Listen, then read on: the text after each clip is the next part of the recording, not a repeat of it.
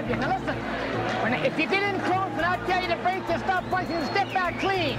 Any questions from the challenger or chief second? Any questions from the champion or chief second? All right, let's get it on. Come on. All right, and with the words of Mills Lane, we're ready. I don't know about you folks, but here at the Hilton Hotel, there is electricity in the crowd. I've got goosebumps. On the line, the WBC Heavyweight Championship of the world.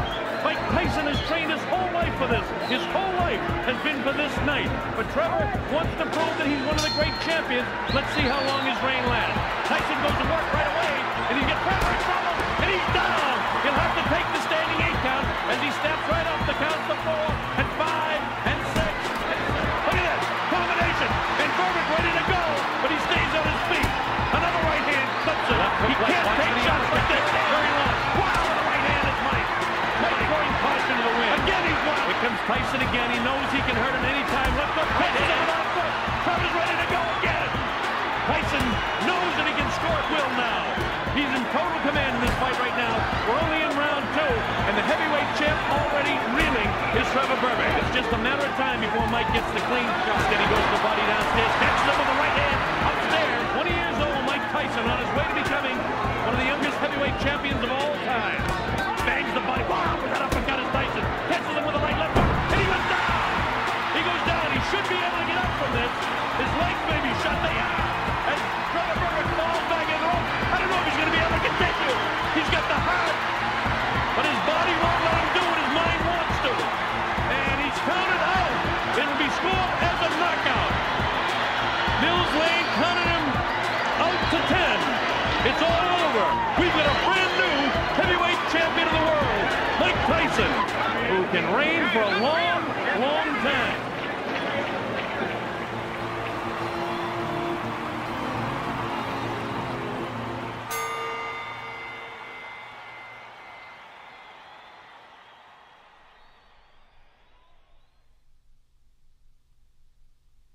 The first question we ask is, who am I? The first question we ask, language. Who am I? The makeup of the mind, multiple voices. Voices fighting each other. Word. The makeup of the mind, madness, chaos. Who am I? Heavyweight champion of the world. Voices fighting each other. Madness.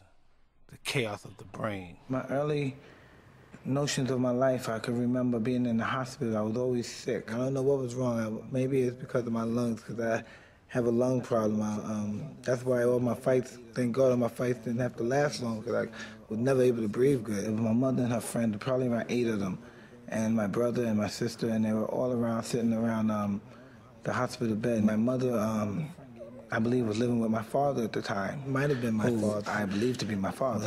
I was totally my father. And something was going wrong. I believe after I was born, times had gotten rough.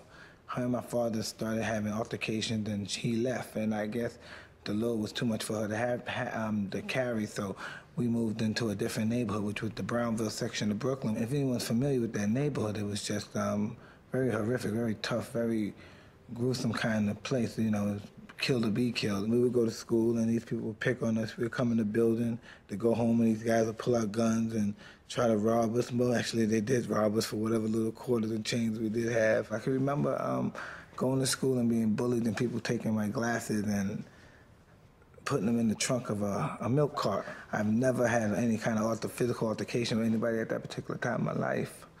So I couldn't believe a human being would do that. I never dreamed somebody, an absolute stranger, would do that to me. I didn't know why. So, wow. I just ran. I didn't know what happened. I just ran. And I think that's why people, like myself, become more assertive in life and become more aggressive and become more outgoing in life, because they fear that they don't want that to happen to them no more, and they don't want to be humiliated in that particular fashion anymore. And that's why I believe I'm the person that I am. And people have a misconception that I'm something else, but I'm just afraid of being that way again, of being treated that way again, of being physically humiliated in the streets again. And I just wish I knew how to fight back then. I didn't know how to fight. I did know, but I was afraid to fight. I just was afraid. I was so afraid. But I liked pigeons, so I took a lot of my money that I stole and I bought some pigeons. And I used to fly pigeons all the time. And then one day, these guys found out where I had my pigeons. And one guy still trying to steal my pigeons. I was trying to chase him. I was explaining, no, give me my birds. And one guy said, you want your bird back? And he just took the bird and he popped the neck. And he threw him on the floor. And then I said, that's the first time I ever had a fight. And I won. And once I won that fight, I just thought I could fight. I won. It was an older guy. I won. And I was proud. I won. I was wild and just flaring wild overhand rights like a ballroom brawler, but I beat the guy up. And everybody wanted to be my friend now, so people weren't bothering me as much, and it was able for me to wear my jewelry and my pants and my pretty-looking clothes and stuff without people bothering me. It was around the summer of '76, going into '77. I happened to meet these guys. I went to a roller skating ring. These guys were interesting-looking guys. They were my age, but they dressed like men. They had trench coats. They had they well-dressed. They had the alligator sneakers. They had Pierre Cardin suits. And I was like, these guys were like only 2 years older than me. They were driving mopeds and stuff. These guys had girls around, and they were just little kids. I thought they were rich. I said, these guys are wealthy and rich. I never knew these guys were criminals or anything. I'm saying, wow. This is cool. I saw a friend of mine that knew these guys. I said, yo, man, who these guys, man? These guys are fly. I said, these guys are cool. They're what's going on. He said, nah, this is the Run Road crew. These guys get money. And I said, what you mean? They make money. They're hustling. And I said, really? And then I got to know these guys, and these guys would, they were breaking houses. And I was younger than them, but they were like 13, 14, but I was bigger because I was always fat. I was a fat kid. They were the marijuana and the cocaine spots.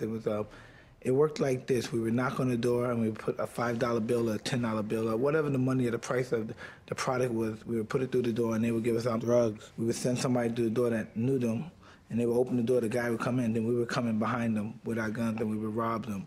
I would go and I would go in the pockets because I was the shortest guy and the smallest and the youngest. So I would always go in the pockets of the guys. And on some of those occasions, some of my friends that got caught.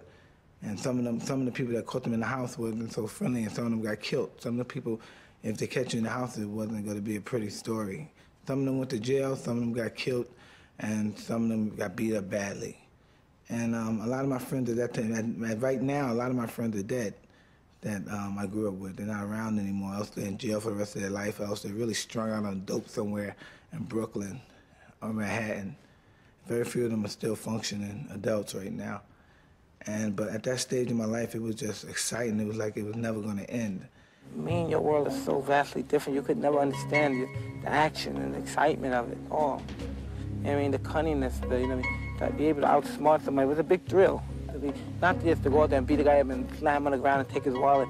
To outsmart them, to outtime them, to outthink them, even though they know that you're a crook. When you're on the bus or when you're walking in the check cashing place or the grocery store, they know to watch you and you still outsmart them. Like most people would think, well, she knows me, she's on to me, I'm gonna walk away. But just to still watch them, they think they know, and then they make one mistake and you outsmart them and they have their wallet. I got arrested one day. It was a gentleman that lived in the Bedford-Stuyvesant section of Brooklyn that I knew him. He had did something to this woman, a prostitute. He had snatched a bag or something, and I was talking to him. But she knew it was him, but she thought I did it because I was with him. And she took her hot chocolate and poured it right in my face. And as soon as she did that, the cop had grabbed me and threw me in the car, and I had all my skin that fell off my face. And I had nothing to do. It's not that I was an angel or anything. I had already had money in my pocket, and so when they went in my pocket and checked my pocket, I had $1,500. I'm 12 years old with $1,500 in my pocket. There was no way I could claim the money, so I went straight to Spofford Juvenile Center. And in Spofford Juvenile Center, I was nervous, I was scared. It was the first time I was ever arrested, and I was 12 years old. So I went there, I saw all my friends that I haven't seen in years. They were here, they were locked up there. And it was like being away from home. It was like a class reunion. The guys I haven't seen in months, and I saw them there, and then I was no longer intimidated.